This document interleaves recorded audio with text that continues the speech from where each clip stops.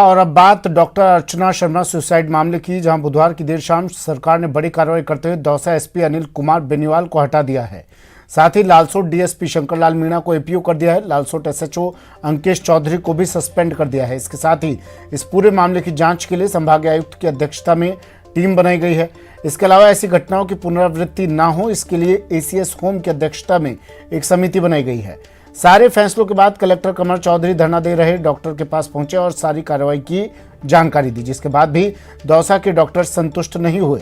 Doctors का कहना है कि उनकी मांग है कि जिन्होंने लेडी डॉक्टर अर्चना शर्मा को आत्महत्या के लिए उकसाया है, उनके खिलाफ हत्या की धाराओं में एक एफआईआर दर्ज हो और गिरफ्तारी हो। साथ ही एसएचओ और डीएसपी को सस्पेंड कर उनके खिलाफ भी मुकदमा दर्ज करने की मांग की है।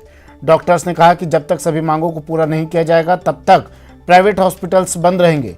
डॉक्टर्स ने कहा कि मुख्य आरोपी बल्ल्या जोशी को भी नहीं पकड़ा गया है और अन्य छोटे मोटे आरोपियों को पकड़ा जा रहा है।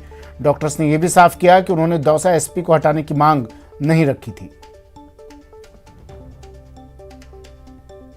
ये जो सारा वाकया हुआ है उसमें मैं डॉक्टर दिनेश पारीक, अध्यक्ष प्राइवेट हॉस्पिटल एसोसिएशन दौसा जिला, किसी भी प्रकार से पुलिस और प्रशासन की तरफ से या सरकार की तरफ से संतुष्ट नहीं हूँ। हमने जो हमारी डिमांड रखी है, 6 जो हमारे जो पॉइंट्स हैं, उसके अंदर कहीं पे भी हमारा ये नहीं था कि हमारी एसपी साहब का ट्रांसफ़र हो।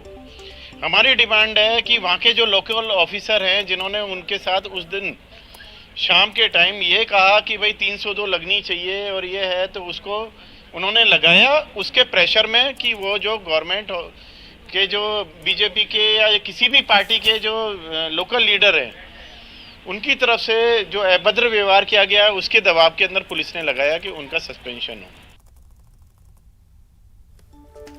दौसा के लालसोट में महिला doctor Archana Sharma suicide case में अब डॉक्टर अर्चना शर्मा के पति डॉक्टर सुनीत उपाध्याय का सोशल मीडिया पर वीडियो सामने आया है।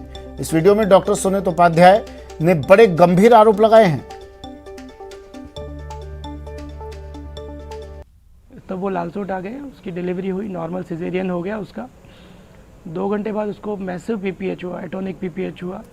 हम बहुत देर तक 2 घंटे तक जूझते रहे उससे, 2 यूनिट ब्लड भी चढ़ाया पर हम उसको बचा नहीं पाए। उसके घर वालों ने ये सब चीज़ देखी थी कि हमने कितनी मेहनत करी उस पर, सारा हॉस्पिटल बंद करके, सब ओपीडी बंद करके। तो घर वाले तो हाथ जोड़ते हुए हमसे कह रहे थे, साहब आपने तो पूरी कोशिश की थी बचाने की, हमारी तकदीर ख़राब थी।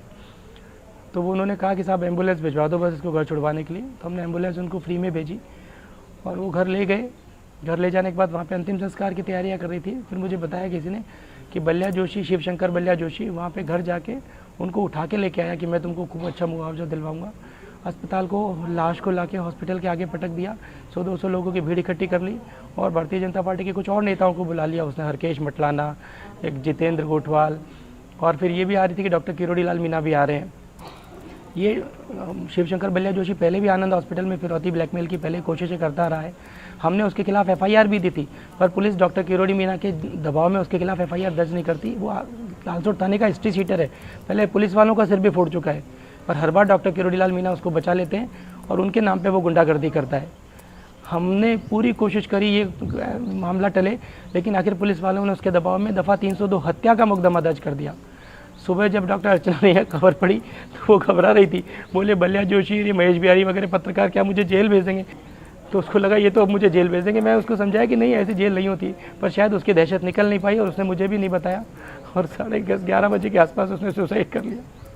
मेरी आप सबसे विनती है कि ये लाश अस्पतालों को आगे लाशों के रखने का ये जो सिस्टम है ये बंद होना चाहिए। डॉक्टर किरोड़ी लाल मीणा जैसे नेताओं को, इन गुंडों को संरक्षण देना बंद करना चाहिए और ऐसे जो छुटभई नेता हैं बल्ल्या जोशी जैसे, इनको तुरंत गिरफ्तार किया जाना चाहिए। जो